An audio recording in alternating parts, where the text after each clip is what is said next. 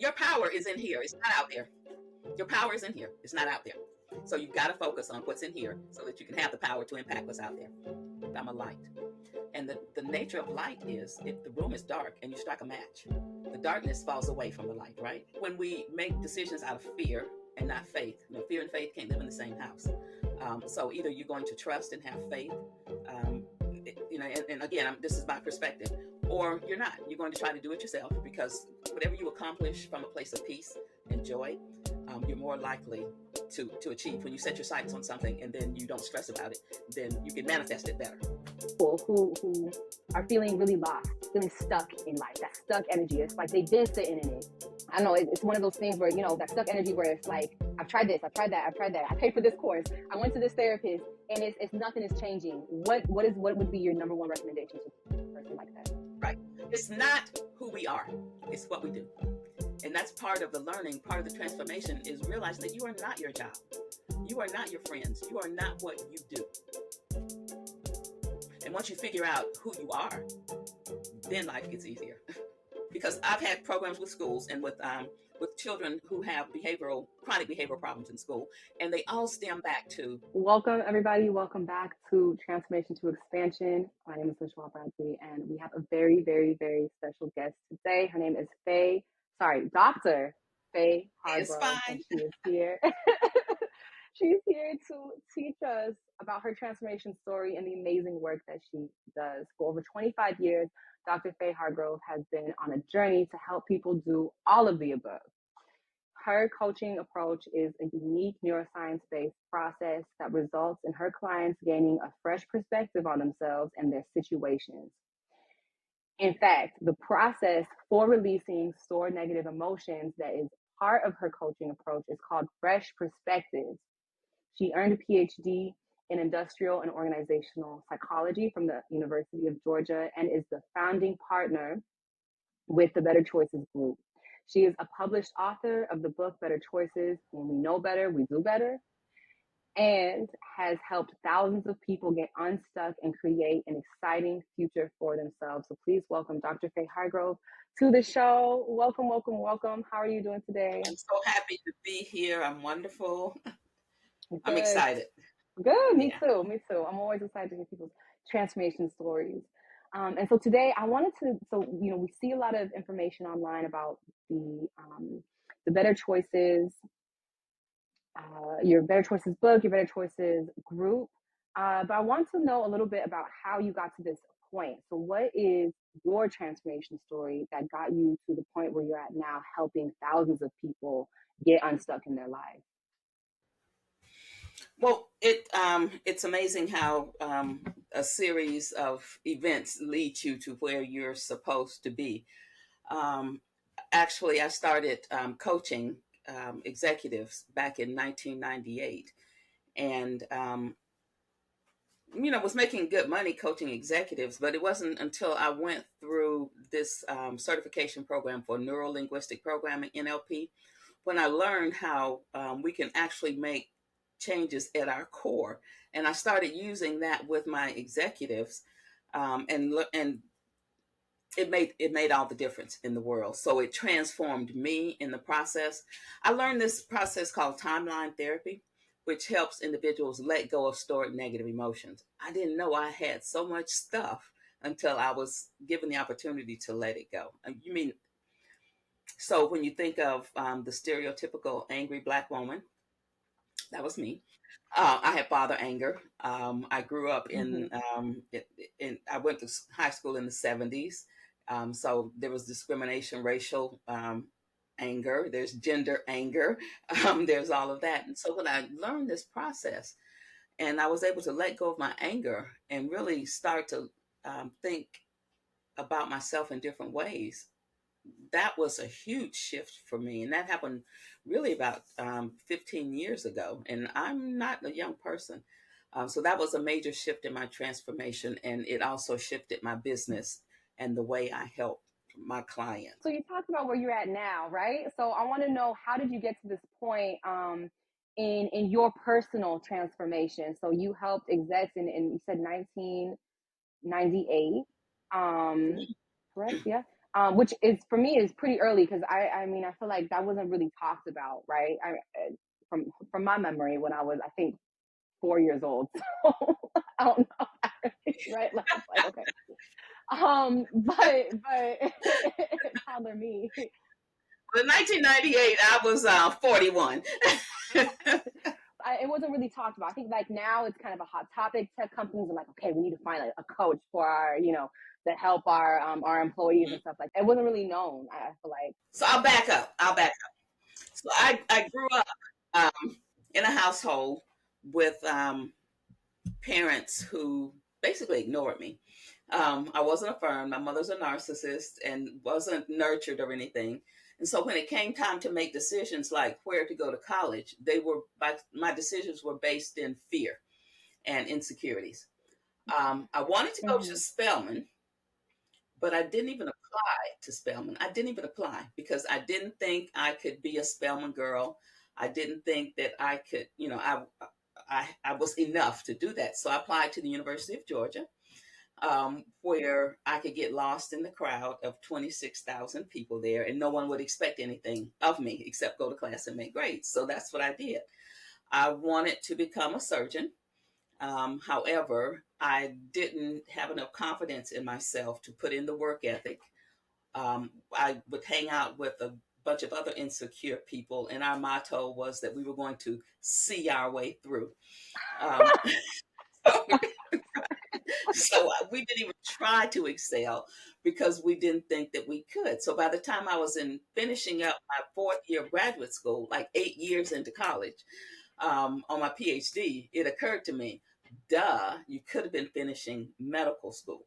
So um, I chose psychology because I have always enjoyed healing, but I didn't Mm-hmm. choose clinical psychology because I don't have the patience or the empathy to sit and listen to people's problems all day.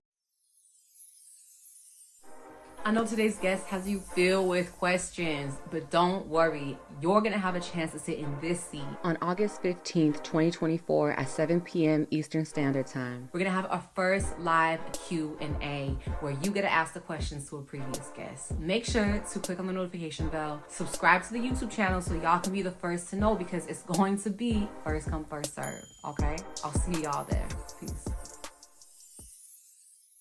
And so the way I'm hardwired led me to seek a solution for helping people quickly. And so I evolved in my practice with my approach that I currently have. Mm-hmm. Um, and I can help my clients to know that when you base your decisions in fear or your insecurities, um, that if God is with you, you'll eventually land where you need to, but you take the long way to get there, rather than embracing who you are, understanding what your passion is, and going for it. So I've landed exactly where I needed to be, but I'm 67 years old, and I've got about probably 35 more years I plan to do this. And if had I had the confidence that I help my clients to embrace and a sense of knowing that they are enough and the courage to move forward. I don't know where I might have been. So that is what brought me here today. I grew up in a small town in Georgia, um, Putnam County in Eatonton. Alice Walker, the author, is actually from Mm-hmm. Eatonton. So same town. Yeah. So if you saw the first Color Purple and you saw that rural environment, that's my hometown. Um, Fifth generation from that county on both sides of the family. So my family goes back to the plantation in Putnam County. I was first generation college to go off to the University of Georgia. And although I was at the top of my class in high school when I got to Georgia, I was um, no way thinking that I was adequate enough to actually be successful in that environment. So part of my journey has been to really come to understand that I can do whatever I put my mind to. Um, but it wasn't because I was surrounded by people who encouraged me or who helped me to know that outside of school. Part of my becoming an overachiever was so that I could prove to the world that I was okay, because I wasn't getting that from home. And that motivates me now to help my clients. If you become my client, by the time we're finished, you are just okay with you. You know that you are enough. You have talent, you have gifts, you have the courage to move forward, and you've removed all the things that cause you to make bad choices. That's incredible because we talked before the show. I'm a military brat, so I moved around a lot, and like it's so beautiful the roots you have on that land. That is incredible. Like it's something that I don't know. For me, I'm always in awe about. Because even not just me, but my parents, my mom just comes from immigrants. Like it's just generations of people moving around. It's really incredible. But I just think it's something really beautiful to mark that you said you had 5 generations. Mm-hmm. So, being rooted in Putnam County, you said, did you feel a need to leave? Did you feel a need to go back? Do you feel a need now to go back? Like, what is your Okay, so the first one, did I feel the need to leave? Every day. So my father was Air Force, your father was Navy. And my story is interesting in that I grew up pre integration in the South. So I started kindergarten, however, in Omaha, Nebraska. Was there for 2 years, moved back to Putnam County to segregated schools where I attended first and second grade. Moved to Spokane, Washington, where I attended third and fourth grade, and my brother and I were the only Black kids in the entire school. Then my father was transferred to Fort Campbell, Kentucky, which was a diverse environment. I went to school on post, where I went to fifth and sixth grade, and then we moved back home to Putnam County, and he went to Vietnam, to segregated schools again. In my eighth grade year, the schools integrated. So I've been bounced around in different environments, which was actually beneficial because it helped me to know how to adapt and how to actually meet and befriend and work with a lot of different people. And so that was that story. And then I told you the college story. When I decided to go off to college, I didn't go after the school that I was really, really interested in. So, but that history in Putnam County and the history of seeing the discrimination, um, and growing up in a household where I was not acknowledged or valued. My senior year, I worked in the factory there, so that I could make money to go to college. My motivation was that I was going to make enough money and I was going to go to college long enough that I would never ever have to go back to Eatonton, Georgia. So I vowed that when I left there at 18, I was not going back. Um, right. So that's what kept me in college. I'm not going back to Eatonton. I'm not going back to that factory. that's I'm done with that town. That was motivation. We went to the factory, and that summer, I painted a fence, the chain link fence around the plant. It was aluminum manufactured. They make pots and pans. And so my job to make money for college in that hot sun, I had this silver aluminum paint, and we were painting the college. I mean, other kids who were going off to college, we were painting the chain link fence in that hot sun for the summer. And, every day I was like, I'm going to college. I don't care if it takes me 10, 20, 30 years, but I'm not coming back home until I finish and I can have the kind of life that I need without this factory. beautiful. Yeah, yeah. I mean, look, that's what you got to do. I think if anything, um, it's really what let's talk about it. Is it important to have that mindset? Because that's a mindset that I have too. It's like if I need to get the work to get to where I need to be, let's do it. I'm down for it. Would you agree with that mindset now? I think pain is a great motivator to move you out of your present situation. Right. Okay. So if you're uncomfortable enough where you are, then you will figure out a way how to get out of it. Now, fortunately, I did it in a healthy way. But some people, in order to escape, might turn to other unhealthy choices that might include drugs or, other lifestyles. But human beings in general, as you know, will be motivated to move away from uncomfortable situations. So the discomfort can be a blessing. Right. Okay. Yes. Absolutely. Yes. That's one of the biggest things I had to recognize in the past couple of years. Um, because when you start this journey of self discovery, I'm not self discovery, but like I want to say self love. You start doing the search on YouTube, right? You find, well, I think before this year, really, I found two different categories. I found the people, the coaches who were like, if you want to lose weight, you got to starve. Like, it's like literally like this, the words this is exactly what this person said on YouTube. I was like, what? They're like, you got to work hard. You got to burn your muscle, like, super intense. And then you have the other people who are like, you can just sit and everything will come to you. So, but now I think more people are recognizing, no, you need a little bit of discomfort. And yes, you also need a little bit of that faith, that belief that's going to motivate you to keep on going. Mm-hmm. But so whenever people talk about discomfort, when I teach or when I'm in a session or I'm on YouTube, I always tell people, like, you have to, discomfort is part of it. It's part of just growth. It's part of evolving. It's part of becoming that future self. You have to get a little bit uncomfortable. It's just part of it. If you're somebody who wants to um, be a public speaker and you get nervous when you talk in front of people, you're going to have to get uncomfortable and you're going to have to start talking in front of people, right? You can take baby steps, which I always recommend. Start with 2 people, then go to 4 people. You can do that. Or you can take a leap too. I mean, it's up to you. I always like Or you can come to me and I'll help you release the fear and the limiting beliefs you have about speaking in public. And there you go. There you go. There you go. That's the quick option, right? People, you want the quick way? There you go.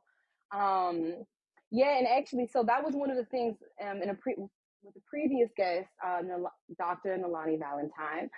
So she had mentioned you. This is how I came to know your work, and she had mentioned the therapy session or just the session that she did with you, because she had to unblock some of the, I don't want to say unblock, but let go of what it was that was trapped in her body that was leading to the experience that she had with leukemia.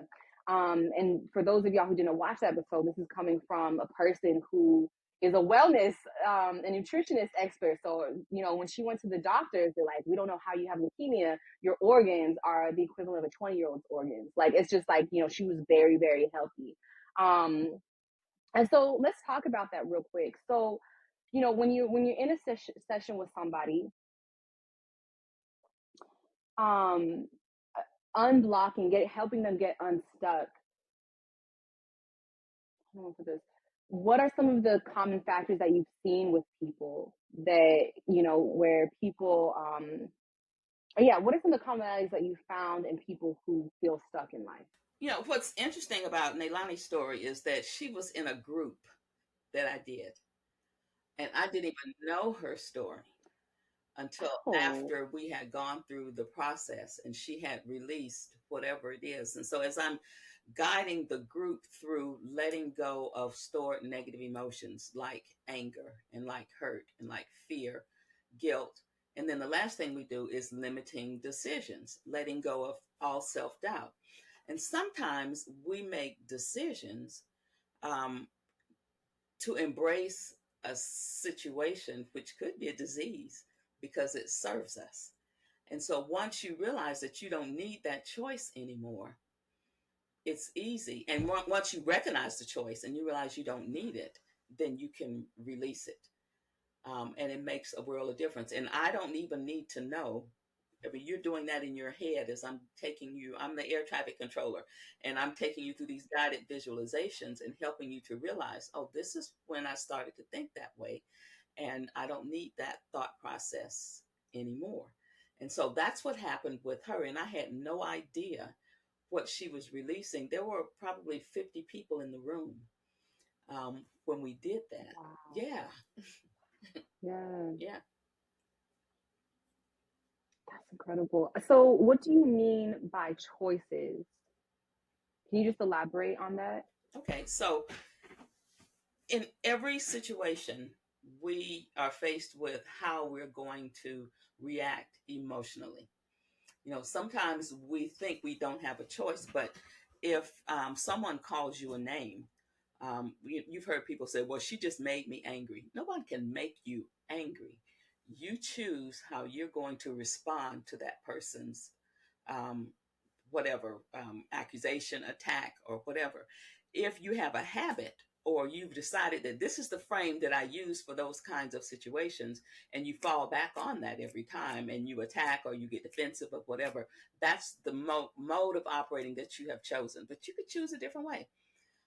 You can choose not to be offended. You can choose to ignore that person. I bet there's some people who cannot insult you because you don't care what they say. There's some Mm-hmm. people who are close to you though, and they can make the smallest comment that might hurt your feelings. But if someone else said that, you can choose to ignore that. So that's the choice that we have. What we can't change is the past, but we can change how we react to it and how we feel about it. And that is kind of what I help people do, is decide how. Yes, in the moment that happened, it was hurtful, or it created fear. However, let's take a step back. Actually, I do a guided visualization where we take a step up and you look down on your life and you look at it from a different perspective, and you are able to release the emotion immediately. So we don't have to manage anger. We can let it go. Um, just like that. And that's what my book is about. That's what the program is. It's and the thousands of people that I've helped. And that's what I did with Nailani. It's helping them to just realize that I don't need this anger. I'm going to let it go. And you let it go. Or this hurt, or these fears, or this self doubt. And how long does it take you to change your mind? Sorry, what was coming up for me is like I was watching this video, and they say like men can change their mind every 15 minutes, but women, because of our bodies, it takes a little bit longer. But actually, you can change your mind in an instant. Okay, you know. Instantly. So, so watch this. Can you think of a time, any time in your life, when you were happy, you were laughing? Don't tell me the memory, just recall a memory when you were enjoying yourself and laughing. Yeah, yeah. Okay. Now, can you think of a time when you were angry? You were just pissed off. Maybe someone said something or did something. Yeah. Okay. Now, one more. Can you think of a time when you were excited? Maybe you were about to go somewhere, get something, do something, something was on sale, and you were like, yes. All right. You don't need to tell me what you were excited about, but you, Uh, you thought, did you think of it? I'm trying to find last time I was Oh, excited. has it been that long? Yeah, we ain't gonna talk about it. It's been a journey. That's what we gonna put. Okay, okay. So, but look at what you. Well, think about when you bought your car or you found something on sale. Can you recall? Okay, Or yeah. you saw somebody you hadn't seen in a while. Hmm. Okay, okay. There you go. So what I asked you to do was go somewhere in your brain and get information, right? And you were able to easily go three different places. You got three different memories, and you had three different feelings. Then the first one, I asked you to think about a time when you were enjoying yourself and this big, beautiful smile came on your face. Then I asked you to think about a time when you were angry and your face got a little tight. um, you were feeling the anger in that moment, right?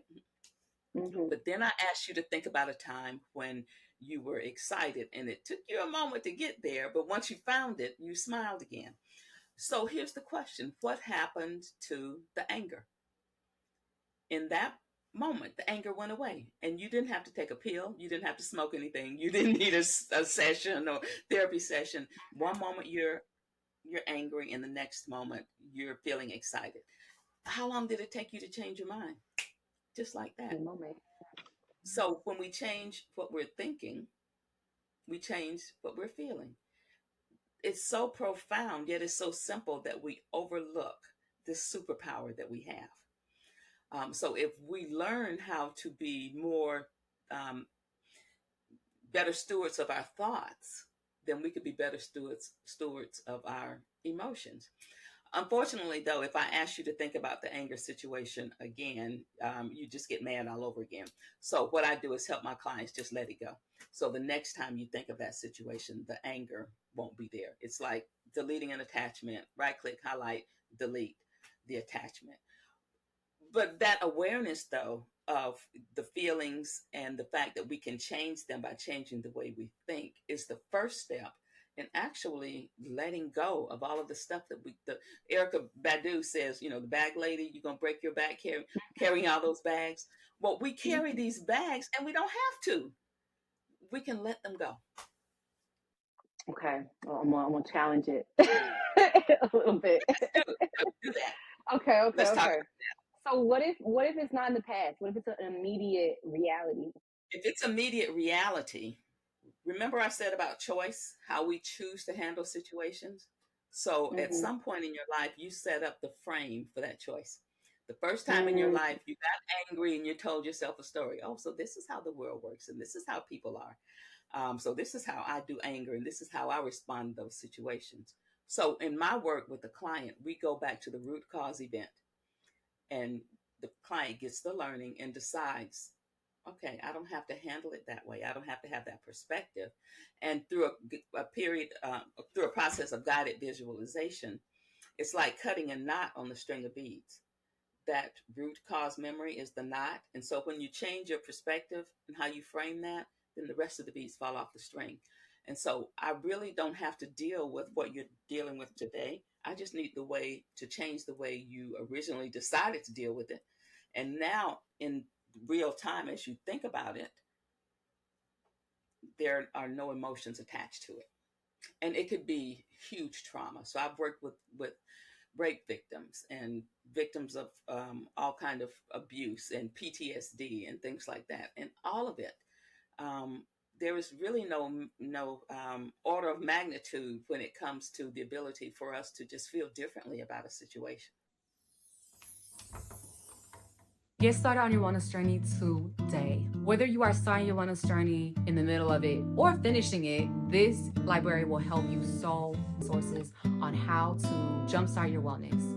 And really, it has so much more than that. It has full guides on how to quantum leap, full guides on how to manifest, and even my personal favorite, coloring books. Yes, and I'm talking unique coloring books. Y'all already know who you're dealing with, okay? We have baobab coloring books, cactus plant coloring books, and so much more. And it's completely free. So please make sure to check it out, especially if you're on your wellness journey, or if you know a friend who is on the wellness journey and wants some free resources, please let them know about the wellness library, okay? The link is in the show notes below. I love y'all so much. Let's get back to the show. Oh, so yeah, so you're saying like you can just decide to change your emotional attachment to that situation, I think. Yeah, you can't just decide. I mean, there's a process for doing that. Okay. And that's that. Actually, that's what the book is. This, if you get the book and you when you get the book, because everybody can get it for free, as we're saying, you pop it in, you'll hear me say, okay, let's let that go. And I lead you through a process of guided visualization where I ask you to imagine that you can float above your life. There's your timeline.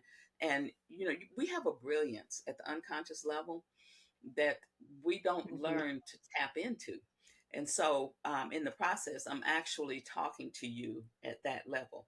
And that part of you that's beating your heart for you right now, and has been managing your emotions and storing all of your memories, actually can go to the root cause event. And when you're disassociated, so typically in traditional counseling and therapy, we'll have the client talk about what's going on, right? However, if you're sitting in it, you can't let it go. And so the process that I use allows them to be disassociated. So it's taking a step back. And then once you see it from a distance, you can say, oh, okay, I'm changing the way I feel about that.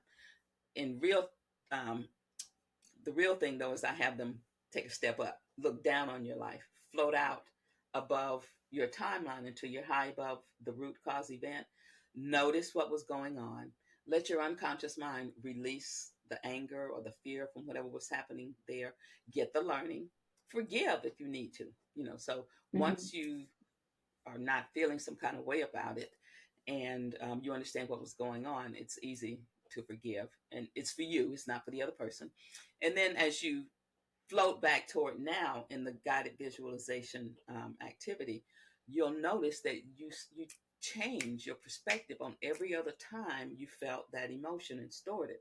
It's all the beads falling off the string. So when you float back down into the room and open your eyes, I'll say, "Tell me about a time when you were whatever we were working on," and they'll be able to tell me about the death of their mother, for example, and they're smiling. And I'll say, "What was your mother's name?" And tell me a great memory, and the pain will be gone, or the anger will be gone. And it's a new behavioral technology, again, that I learned based on getting certified in NLP, neuro linguistic programming. Um, but it's just a shame that it's not mainstream, because it undermines traditional approaches to counseling and therapy.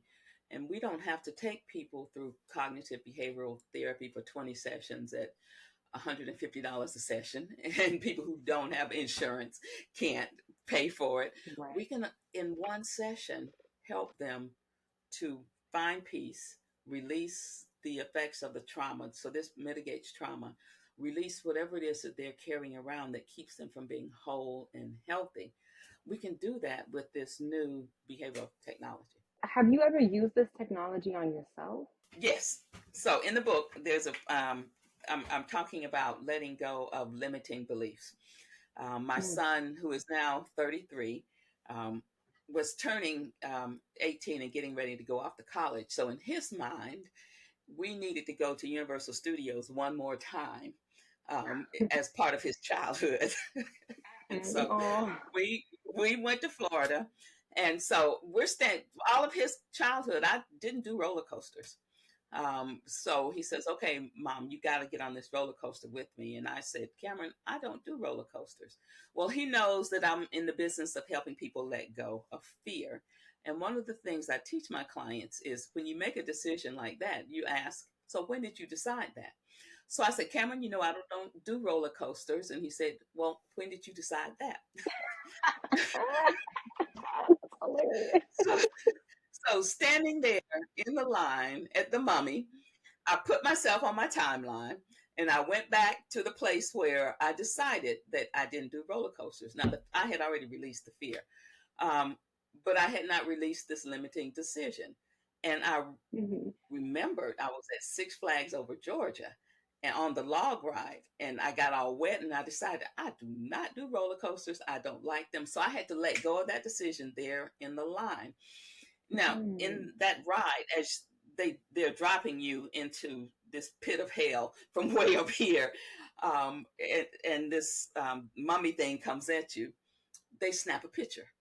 So we have this picture of all of us in the little roller coaster car, and my family is down like this, and I Mhm. have this big grin on my face because I'm having fun. Because and that is and I had to do that in the moment before I actually got on there. And so that's just an example of, yes, I have to do it all the time. When I recognize that I'm fearful or something's going on, I say, "Okay, now where did this start? Let's fix it so I can move forward."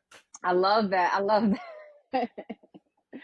Oh my God, I love that story. Because like children are smart. Like I mean, he was 18, so all right, teenagers, whatever category you put, young people. But young people are really smart, and like if they have an opportunity to be like, "Well, Mom, you said this," or "Dad, you said," like they gonna do it. They gonna hold you accountable. That's right. He threw my words right back at me. But I was proud of him because he was listening, right?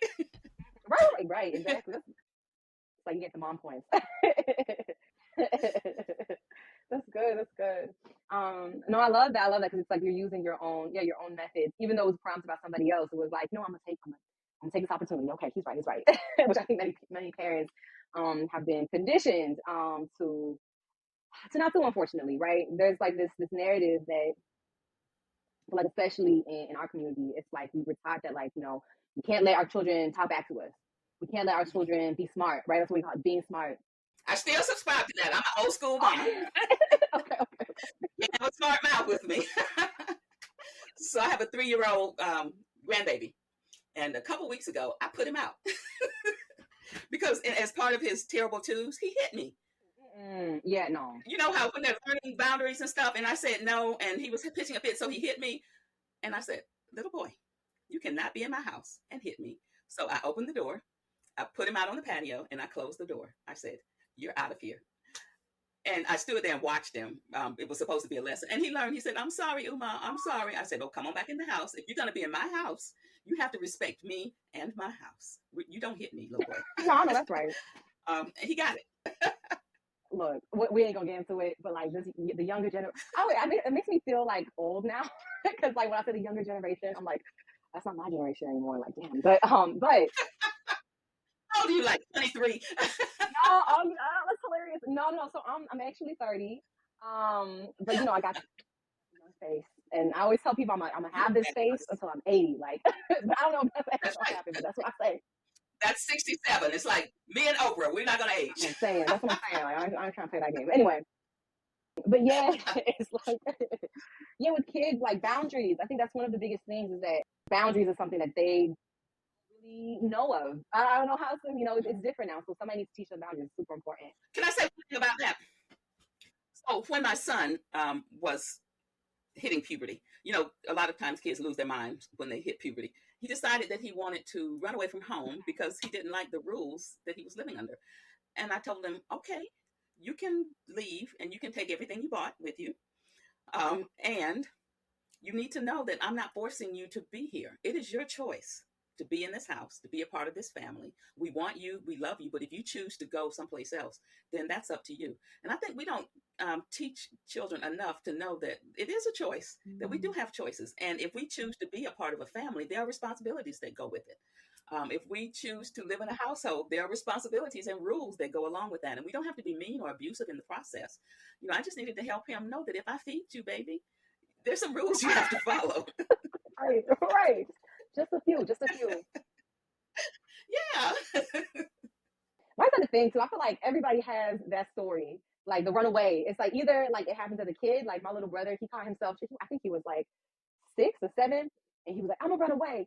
And he brings like his little pillowcase. I was not a good older sister at the time, but I thought it was funny because it's like I was smart. So 7 years old, I was like, "Oh, what do you have in your pillowcase?" And I look and it's like some toys and teddy bear, and I'm like, "Oh, you don't need some underwear. You don't need a toothbrush." And he kept on running back up the stairs for everything. Like he would come back to the door and be like, "Oh, you're gonna need a blanket too." And then like I think I wasn't gonna hide my face, so he looked back and he saw me smiling. He was like, "That's not fair," So anyway, he ended up, he went to he opened the door. I closed it behind him. I think my mom was there too, and she thought it was a joke too. But he goes out to the front and he's like, and then like 2 minutes later he comes back in. He's like, "I'm gonna wait till tomorrow." And like, and my mom's like, "Okay, yeah, let's go back upstairs." That's important for kids to be able to recognize early on that there are consequences to your decisions. Yeah, right. Oh man, yeah. I think that was the thing. You don't want to deal with the rules, and then even me, like I said, as an older sister, 7, 8 years old, I was going through my own little thing, right? So I wasn't like the best older sister either. Even though I tried, but maybe not the best in the way he wanted. But anyway, but yeah, I just think it's funny that that's kind of a thing with kids. They have that moment like, "I'm gonna run away." That was reality. It's like, no. This isn't it. This wasn't the move. This wasn't the move. But I wanted to talk to you about so let's talk about parenting real quick. So especially for those of us who didn't have I want to put ideal parents in quotes because it's like, is there really an ideal parent? I don't really think there is, to be honest. Yeah, I think it's kind of a lie. A lie. I discovered that there are no examples of functional families or high functioning families in the Bible. Think about it. No, but you're right. You're right. I'm like, let me think about this. You're absolutely right. You can't point to one. No. Not at all. Okay. Do you think that it's part of the human experience? I do think it's part of the human experience. And I think that part of God's a cruel joke that he makes on us is to put difficult people in our lives to help us learn to be more Christ-like.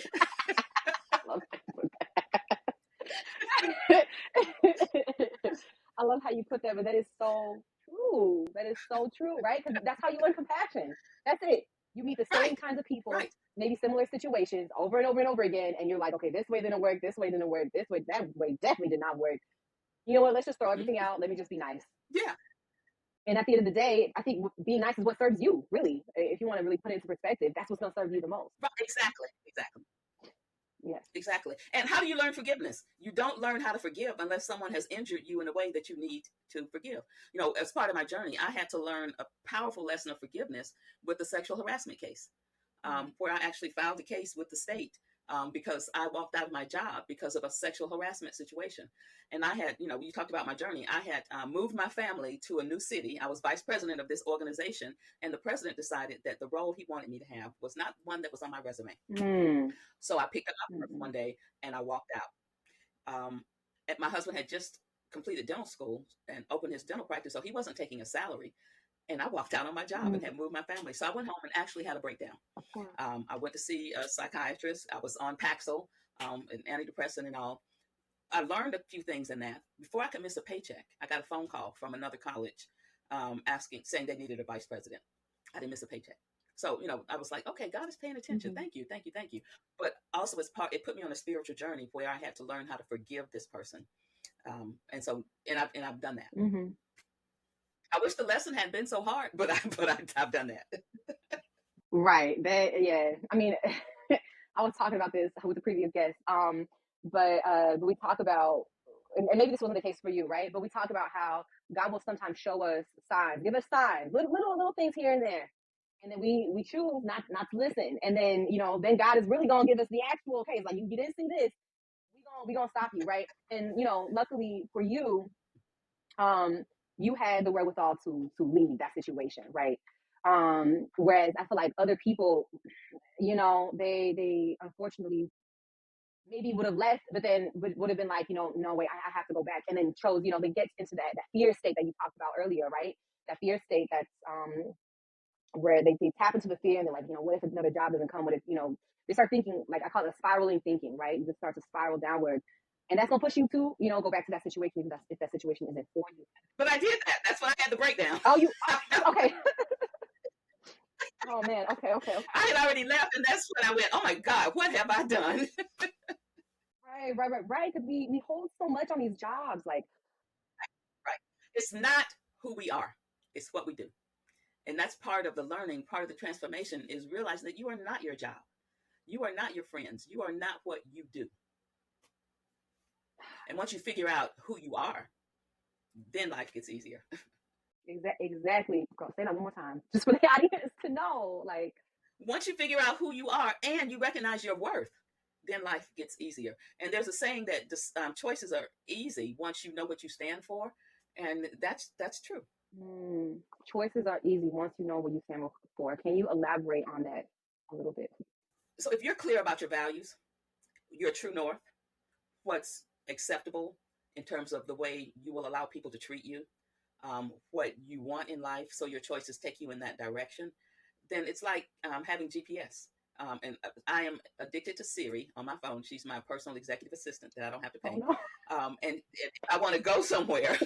I love that you add that I don't have to pay. People don't recognize that, but yeah, it's free. Like, but anyway, okay, it's very funny. You know, once I know where I'm going, then I tell Siri I need directions too. And then I don't worry about it anymore. I just head in that direction with confidence, knowing that I'm going to get there. And so once you've figured it out and you're clear about who you are and where you're going, then you can enjoy the journey.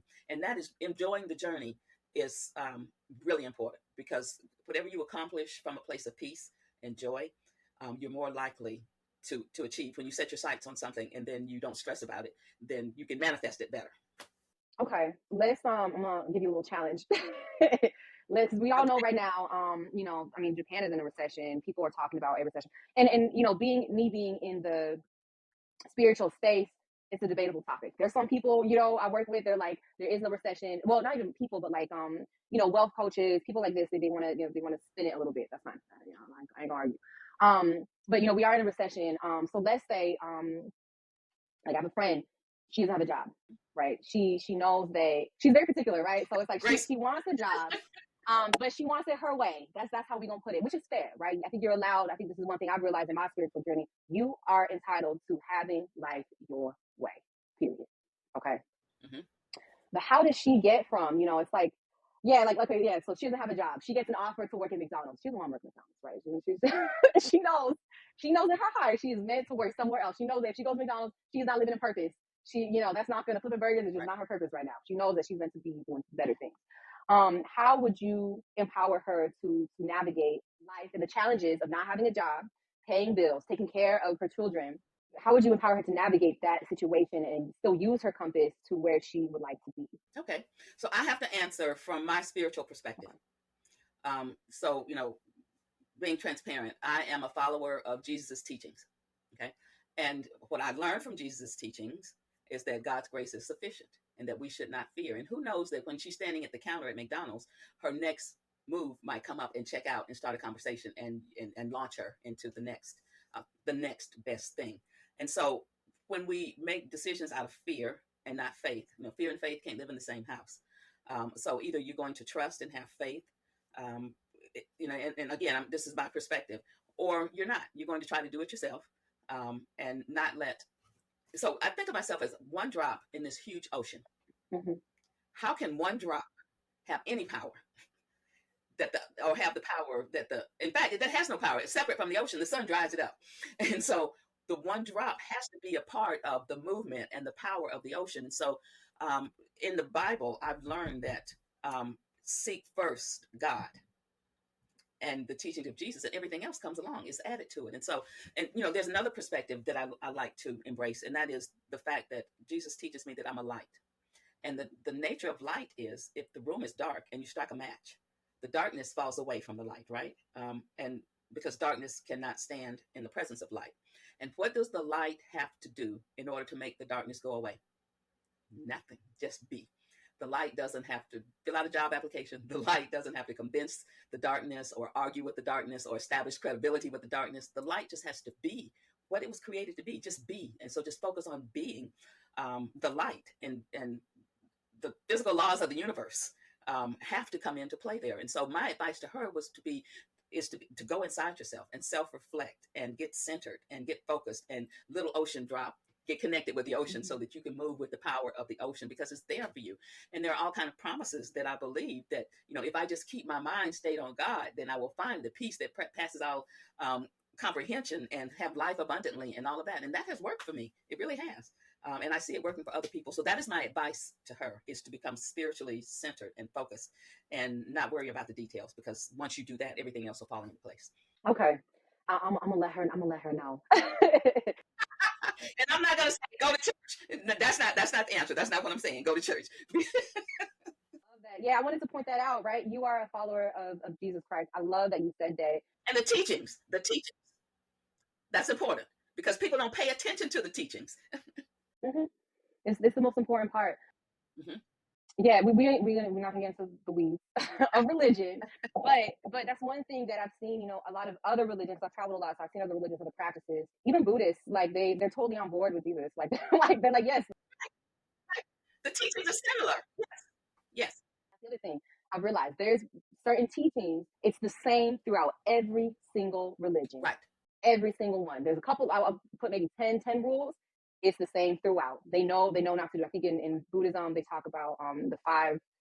Oh man, I forgot what they're called, but the five big teachings is like, don't lie. They say don't kill. Period. So like they even mean bugs. When I was in Thailand, that was a challenge. I was like, this is not gonna be my room. Like this, But right. But they talk about don't cheat, no cheating, don't commit adultery, don't lie, don't kill. Two more that I forgot, but these are teachings that can be found in other religions too. It's not just Buddhism. So I love that. So, and even beyond the laws, so there's the legalistic part of the religion, but what underlies all of them is the commandment to love everybody as you love yourself. And so if you follow that one, if you love somebody, then you're not going to cheat them or hurt them in any way. The caveat, though, is that we are told to love other people the way we love ourselves. And so sometimes that's what we do, because we don't love ourselves. Right. Yes. Oh my God. Absolutely. Yeah. So you're just living in this world of people who don't love themselves. So they treat you how they treat themselves, right? And that's why the first step is to this is my humble opinion, prioritize you, prioritize your happiness, prioritize the love that you have for yourself, get to know yourself truly. I always tell people watching TV, that's not getting to love you. I'm sorry, but I mean, it could be a break. But if you want to truly, deeply know yourself, you really got to spend quality time with yourself, right? Right. When our kids ask us, "Hey, mommy, Exactly. dad, I want quality time with you," you know, they're gonna know that you know playing dolls with them, and then also emailing your coworkers on your phone. That's not called. They're gonna notice that, right? Right. It's the same thing with yourself. You got to spend that quality time with yourself. Okay, no texting and none of that. None of that. Your power is in here. It's not out there. Your power is in here. It's not out there. So you've got to focus on what's in here so that you can have the power to impact what's out there. Exactly. Absolutely. Exactly. Okay, so before we close, which I'm really sad because it's been a really great episode. But before we close, one last question that I wanted to ask.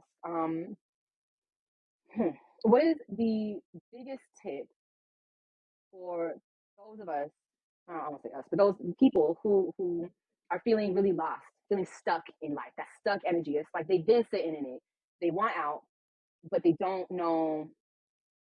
I don't know, it's one of those things where, you know, that stuck energy where it's like, I've tried this, I've tried that, I've tried that. I paid for this course. I went to this therapist, and it's nothing is changing. What would be your number one recommendation to a person like that? This farm isn't just any farm. It grows for Juice Plus. Juice Plus is farm-to-capsule nutrition made from 30 different non-GMO fruits, vegetables, and berries. Harvested at peak goodness to make nutrient-rich plant powders in convenient capsules. Clinically proven for over 20 years to support your wellness. It makes it easy to help bridge the gap between what you should eat and do eat. Fruits and vegetables are always on the table with Juice Plus. Juice Plus. Goodness is our natural state. Well, it's part of it's what you said a few minutes ago. Spend some time with yourself, listening to yourself, and ask yourself why. What is it that I'm really feeling? What is my real fear here? What is the blockage? Because we live in a country full of possibilities, right? The person that we're talking to is probably very intelligent and capable of getting what they want to get. So what is the wall between what you want here and what's not and what you want to happen?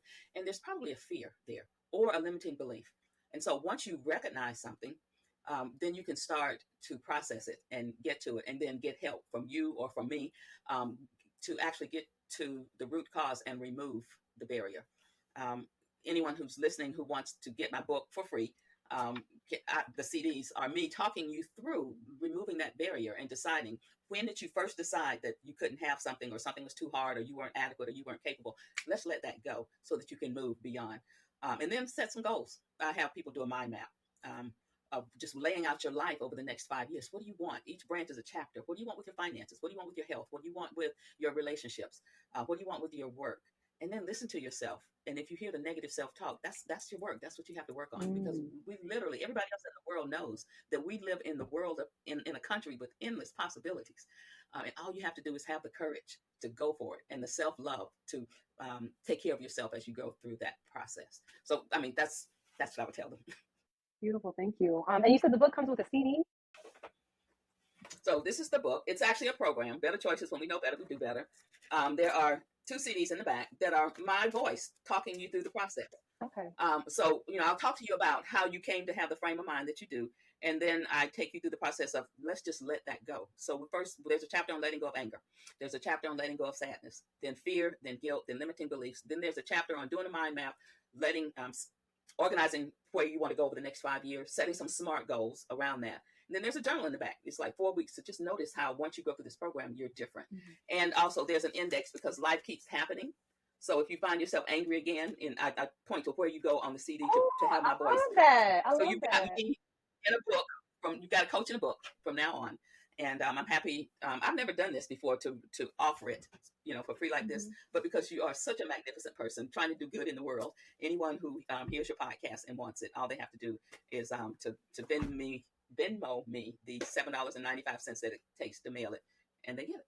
And we'll put the link in the description below. And I want to speak to those of y'all who are listening to this in 2025, 2026, 2027. Because I asked her before the show, I was like, "Are you sure?" Because people will listen to this years in the future. She said yes. So that's as long as I have supplies. Right. That's the key. As long as you have supplies. So the description, the link will be in the description below. And then one last question, of course, how do you see yourself expanding from here? I have this image of myself in a stadium, and it's full of people, and I'm standing there on the stage, and I'm taking everyone present through a process of letting go of their stored negative emotions, recognizing that they are enough, and walking out of that place with a sense of peace and wholeness. I love that. That is my vision for me. Yes, I can see that for you. I can see that for you. I can feel it. And I'm so excited for you to get there. Because then I'm going to ask you at that point too, okay, where do you see yourself expanding from here? So I'm ready for it. I can see it. I'm really excited. So thank you so much, Dr. Faye Hargrove. We'll leave all of the links to get in touch with Dr. Faye Hargrove in the link description below. And then for any parents listening, you also do work with youth, correct? Yes, and can I make? I don't know if we're out of time, but I would like to make a point here, because I've had programs with schools and with children who have chronic behavioral problems in school, and they all stem back to the parenting. So, and I end up teaching the children to overcome their parenting. Please affirm your kids. Let them know that they are enough. Know that they are watching you, and that you are their first and biggest teacher. And so, if your child learns from you that they have no worth as a human being, then they are not going to value anybody else as a human being. So if you don't do anything else, know that you are grooming a person to be a human being in this world, and help them to be a positive, contributing member of society, please.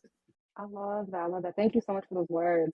We might have to do another episode for parenting specifically. On the children, yes. Yeah, because it's, parenting doesn't come with a textbook. I mean, now there's plenty of books out there, right? But there's questions of accessibility, and is it even in my language, so thank you so much for those words of wisdom. I really appreciate it. And we don't read, so it doesn't matter if there's a book, we don't read. That's the other thing too. That's the other thing. I'm literally listening to audiobooks because I'm trying to learn more about business and stuff like that. And I was like, if I had the book, it would be in the corner. I need to be listening, because the reading part is, the reading that I do is on Instagram right now, and that's just how it is. I can't. I guess I choose not to do anything. So that book, you don't have to read it. Pop the CD in. Yes. Let me talk to you, and I'll tell you what page to turn to. I love it. I love it. Yes. And one more thing, do you have that CD available for download? I do. And by the time you put the link there, I will be able to get it to you. Okay, good. Yeah, that's the other thing. Oh, we got fireworks. Okay. I don't know why that popped up, but so time's up. Right. That's when no, I had to put that out there because the younger generations, they're gonna be like CDs. I know they don't have CD player. I had to put that link. It's about 14 years old, so that's why I still have CDs. But yes, I will give you a way to download it. Perfect. Okay. Thank you so much, Dr. Faye Hargrove. I really appreciate you coming on to the show today. And thank you for having me. Yeah, this was a great show. As usual, the audience, I love y'all so much, and I will see y'all again next week. Okay. Peace.